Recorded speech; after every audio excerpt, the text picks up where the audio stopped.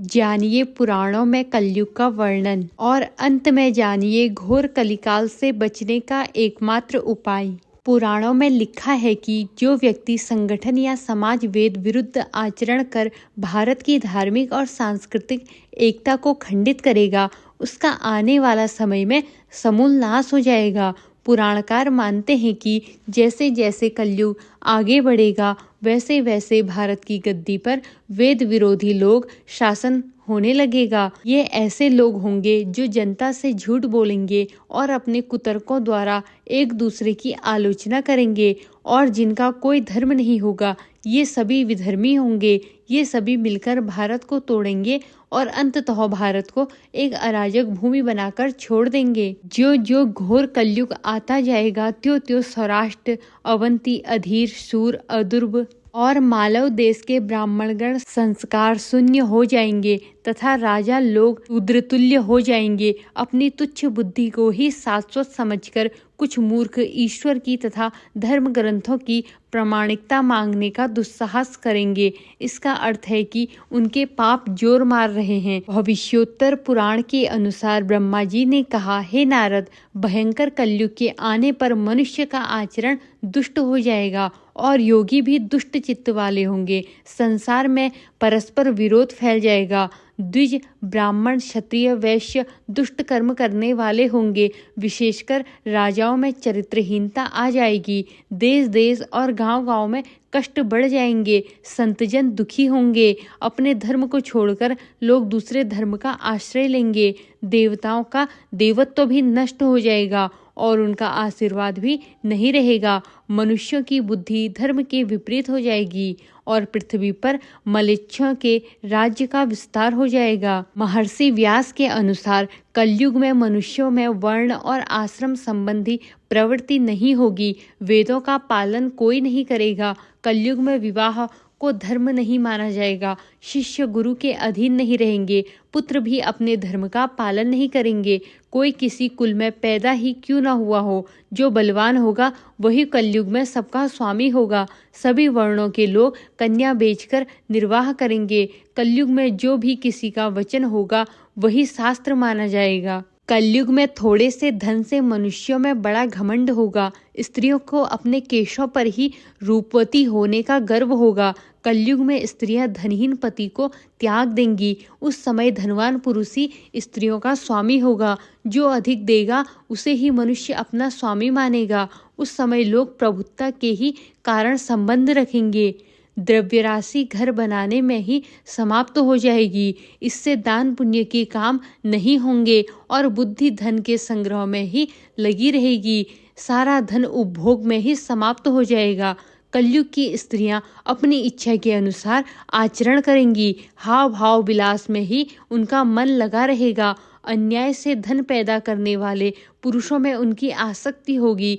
कलयुग में सब लोग सदा सबके लिए समानता का दावा करेंगे। कलयुग की प्रजा बाढ़ और सूखे के भय से व्याकुल रहेगी। सबके नेत्र आकाश की ओर लगे रहेंगे। वर्षा न होने से मनुष्य तपस्वी लोगों की तरह फल, मूल व पत्ते खाकर और कितने ही आत्मघात कर लेंगे। कलयुग में सदा अकाल ही पड़ता रहेगा। सब लोग हमेशा किसी न किसी कलेशों में घिरे रहेंगे। किसी किसी को तो थोड़ा सुख भी मिल जाएगा। सब लोग बिना स्नान करे ही भोजन करेंगे। देव पूजा, अतिथि सत्कार, श्राद्ध और तर्पण की क्रिया कोई नहीं करेगा। कलयुग की स्त्रियां लोभी, नाटी, अधिक खाने वाली और मंद भाग्य वाली होंगी। गुरुजनों और पति की आज्ञा का पालन नहीं करेंगी तथा पर्दे के भीतर भी नहीं रहेंगी। अपना ही पेट पालेंगी, क्रोध में भरी रहेंगी, देह शुद्धि की ओर ध्यान नहीं देंगी तथा असत्य और कटु वचन बोलेंगी। इतना ही नहीं, वे दुराचारी पुरुषों से मिलने की अभिलाषा करेगी। ब्रह्मचारी लोग वेदों में कहे गए व्रत का पालन किए बिना ही वेद अध्यापन करेंगे। गृहस्थ पुरुष न तो हवन करेंगे और न ही सत्पात्र को उचित दान देंगे। वनों में रहने वाले वन के कंदमूल आदि से निर्वाह न करके ग्रामीण आहार का संग्रह करेंगे और सन्यासी भी मित्र आदि के स्नेह बंधन में बंधे रहेंगे। कलयुग आने पर राजा प्रजा की रक्षा न करके बल्कि कर के बहाने प्रजा के ही धन का अपहरण करेंगे। अधम मनुष्य संस्कारहीन होते हुए भी पाखंड का सहारा लेकर लोगों को ठगने का काम करेंगे।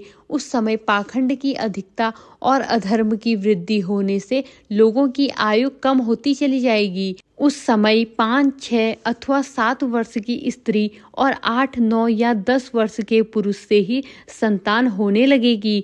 घोर कलयुग आने पर मनुष्य 20 वर्ष तक ही जीवित नहीं रहेंगे। उस समय लोग मंद बुद्धि, व्यर्थ के चिन्ह धारण करके बुरी सोच वाले होंगे तथा जिसका शास्त्र में कहीं विधान नहीं है, ऐसे यज्ञों का अनुष्ठान होगा। मनुष्य अपने को ही पंडित समझेंगे और बिना प्रमाण के ही सब कार्य करेंगे। तारों की ज्योति फीकी पड़ जाएगी, दशों दिशाएं विपरीत होंगी। पुत्र पिता को तथा बहुएं सास को काम करने भेजेंगी। कलयुग के समय में 7 मनुष्य वर्तमान पर विश्वास करने वाले, शास्त्र ज्ञान से रहित, दंभी और अज्ञानी होंगे।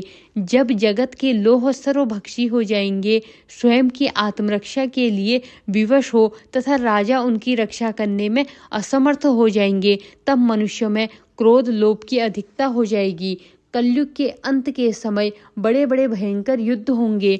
भारी वर्षा, प्रचंड आंधी और जोरों की गर्मी पड़ेगी। लोग खेती काट लेंगे, कपड़े चुरा लेंगे, पानी पीने का सामान भी चुरा ले जाएंगे। चोर अपने ही जैसे चोरों की संपत्ति चुराने लगेंगे।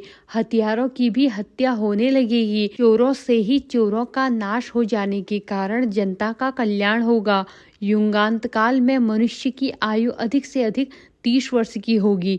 मनुष्य की औसत आयु 20 वर्ष ही रह जाएगी। 5 वर्ष की उम्र में स्त्री गर्भवती हो जाया करेगी। 16 वर्ष में लोग वृद्ध हो जाएंगे और 20 वर्ष में मृत्यु को प्राप्त हो जाएंगे। इंसान का शरीर घटकर बौना हो जाएगा। ब्रह्मवैवर्त पुराण में बताया गया है कि कलयुग में ऐसा समय भी आएगा जब इंसान की उम्र बहुत कम रह जाएगी, युवावस्था समाप्त हो जाएगी। कली के प्रभाव से प्राणियों के शरीर छोटे छोटे, क्षीण और रोगाग्रस्त होने लगेंगे।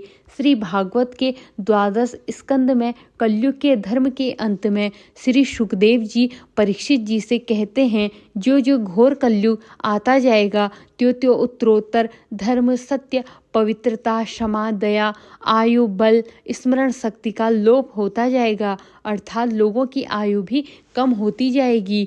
जब कलिकाल बढ़ता चला जाएगा, कलयुग के अंत में जिस समय कली अवतार अवतरित होंगे, उस समय मनुष्य की परम आयु केवल 20 या 30 वर्ष होंगी। जिस समय कली अवतार आएंगे, चारों वर्णों के लोग शूद्र बौने के समान हो जाएंगे। गौएं भी बकरियों की तरह छोटी छोटी और कम दूध देने वाली हो जाएंगी। कलयुग के अंत में संसार की ऐसी दशा होगी कि अन्न नहीं उगेगा। लोग मछली मांस ही खाएंगे और भेड़ व बकरियों का दूध पिएंगे। गाय तो दिखना भी बंद हो जाएंगी। होगी तो वह बकरियां समान होंगी। एक समय ऐसा आएगा जब जमीन से अन्न उपजना बंद हो जाएगा, पेड़ों पर फल नहीं लगेंगे। धीरे धीरे ये सारी चीजें विलुप्त हो जाएंगी। गाय दूध देना बंद कर देगी। स्त्रियां कठोर स्वभाव वाली व कड़वा बोलने वाली होंगी। वे पति की आज्ञा नहीं मानेंगी। जिसके पास धन होगा उसी के पास स्त्रियां रहेंगी। मनुष्य का स्वभाव गंधों जैसा दुस्साहस केवल गृहस्थी का भार ढोने वाला रह जाएगा। लोग विषयी हो जाएंगे। धर्म कर्म का लोभ हो जाएगा।